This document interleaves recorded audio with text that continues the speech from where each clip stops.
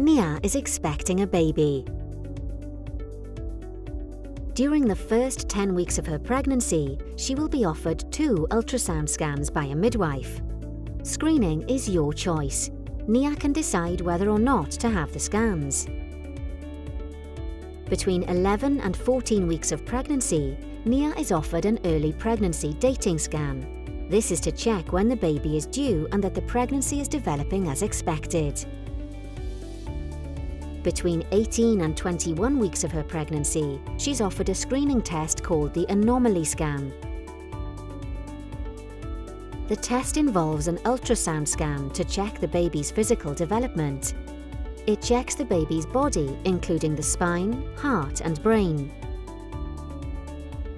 Some conditions can be treated when the baby is born.